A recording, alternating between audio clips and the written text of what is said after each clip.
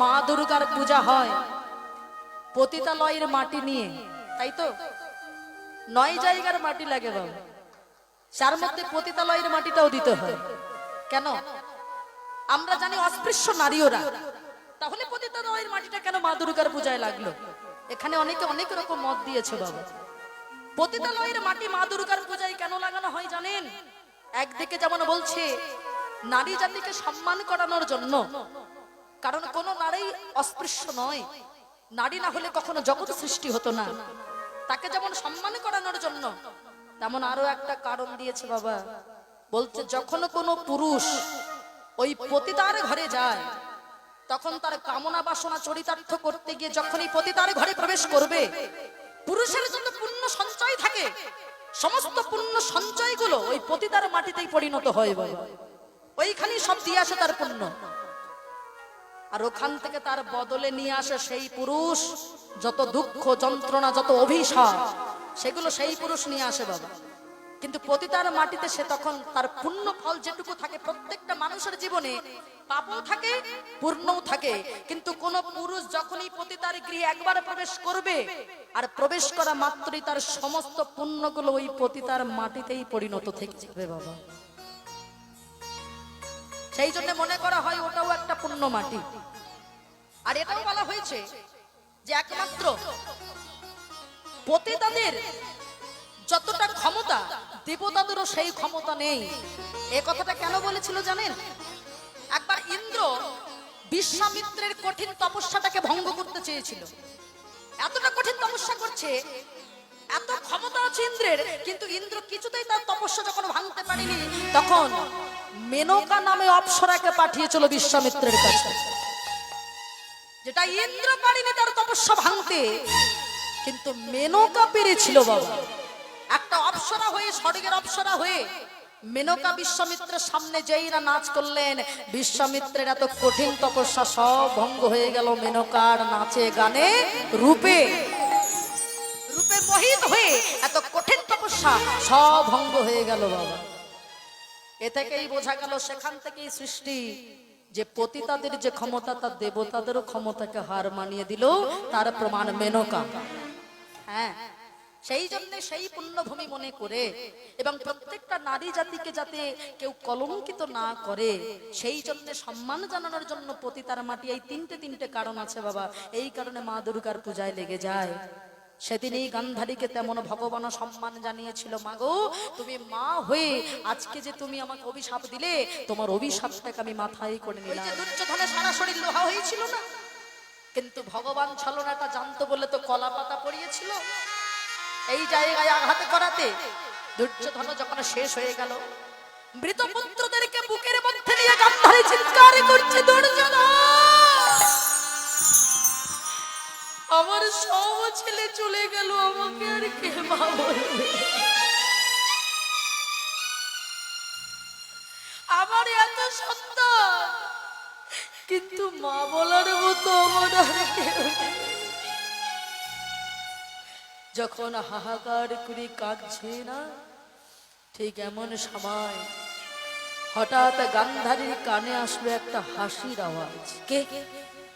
আমি যখন সন্তান হারানোর যন্ত্রণা যখন ছটফট করছি, তখন কিনা আমার সামনে দাঁড়িয়ে হাসছে।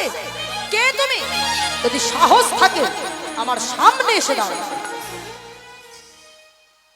ভগবান বললেন, মা আমি তোমার সামনে আছি, আমি তোমার সামনে আছি, আমি তোমার পিছনে আছি, আমি তোমার ডান পাশে আছি বাম পাশে আছি, কিন্তু আমাকে দেখতে চাইলেই দেখা যায় না। আমাকে তো লাইট জ্বলে দেখা যাবে না, আমাকে হাজার হাজার হ্যালোজেন দিলেও আমায় দেখা যায় না। আমাকে দেখতে গেলে যে দিব্য জ্ঞানের প্রয়োজন, সেটা কি তোমার আছে? তুমি তো মায়ায় আচ্ছন্ন হয়ে আছো, তুমি আমাকে দেখবে কি করে? তুমি তো মায়ায় আবর্তিত হয়ে আছো, তুমি আমায় দেখতে পাবে না। বেশ, দেখতে যদি হয়, দেখতে চাও, যেই না দিব্য দৃষ্টি দান করলেন, দেখতে পেলেন এক হাত দূরে দাঁড়িয়েছে ভগবান শ্রীকৃষ্ণ। সঙ্গে সঙ্গে চিৎকার করে বলে বসলো, তুই সেই কৃষ্ণ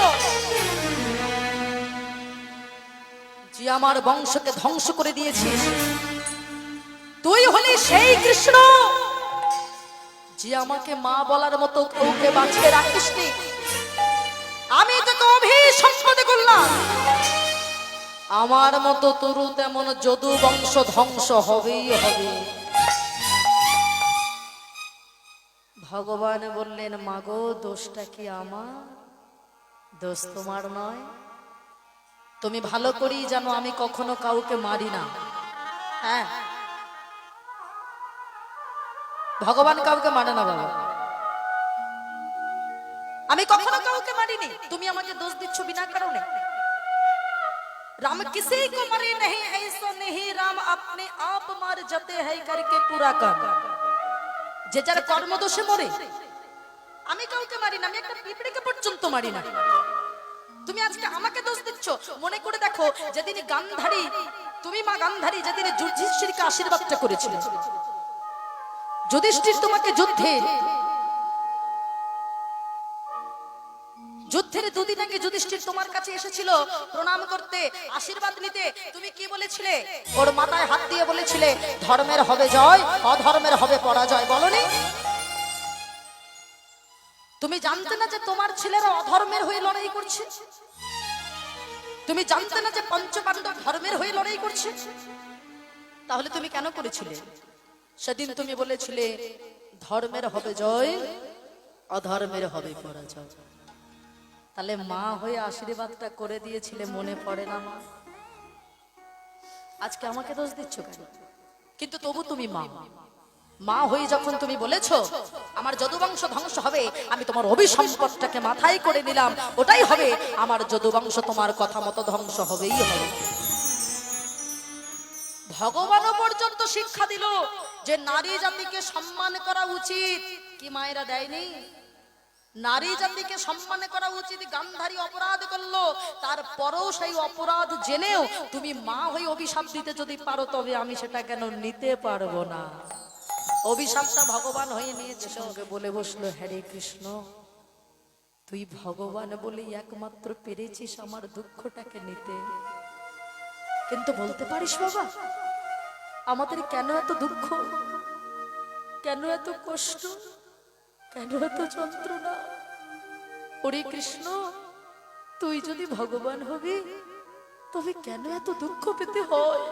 বল না বাবা, কেন মানুষের এত দুঃখ, কেন এত যন্ত্রণা? বল না বাবা, তুই একবার বলে দে। তুমি যদি ভগবান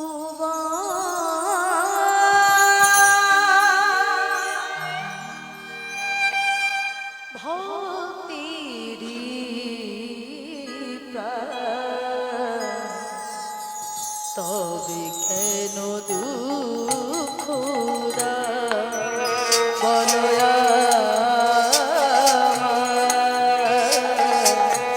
তবে কেন দুঃখ? হরি বল, হরি বল, হরি বল। তুমি যদি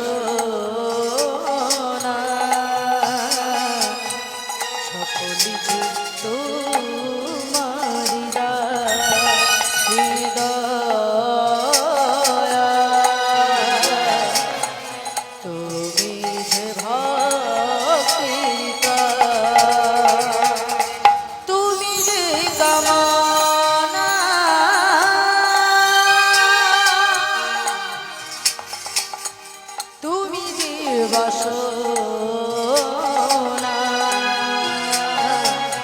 সকলি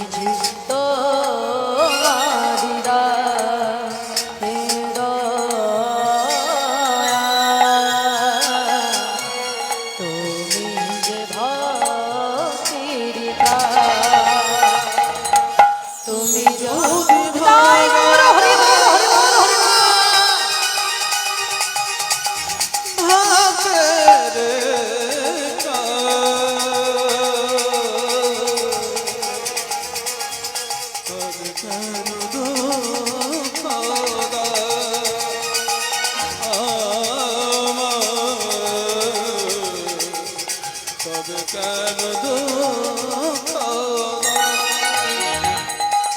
তাহলে চলুন মাইরা আমরা সবাই মিলে গাইবো একসঙ্গে দুটি বাহু তুলে হরে মুরারি মধু কৈঠব হরি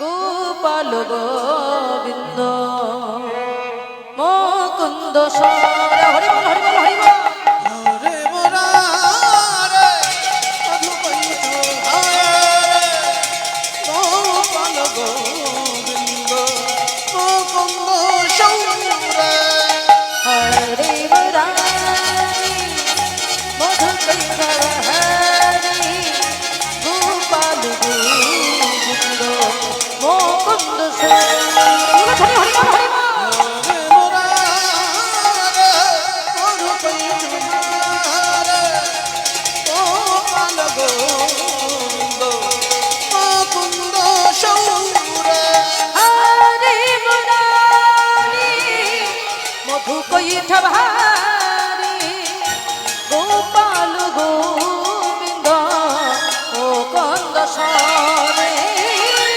হরে মুরারে মধু কৈঠ হরে গোপাল গোবিন্দ মুকুন্দ সৌরে হরে মুরারি মধু কৈঠব হরি গোপাল গোবিন্দ মুকুন্দ সরে হরে মুরারে মধু কৈঠ হরে গোপাল গোবিন্দ মুকুন্দ সৌরে হরে মুরারি মধু কৈঠব হরি গোপাল গোবিন্দ মুকুন্দ সরে হরি হরি বল হরি বল হরে মুরারে মধু কৈঠ হরে গোপাল গোবিন্দ মুকুন্দ সৌরে যোগেশ্বরায় তালে তালে সবাই মিলে কৃষ্ণ বিষ্ণু নিরাশ্রয় জগদীশ্বর যোগেশ্বরায়ণ কৃষ্ণ বিষ্ণু নিরাশ্রয় মা জগদীশ্বর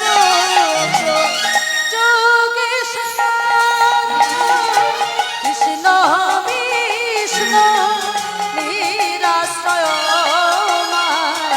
জগদীশ্বর যোগেশ্বরায়ণ কৃষ্ণ বিষ্ণু নিরাশ্রয় মা জগদীশ্বর হরে মুরারি মধু কৈঠব হরি গোপাল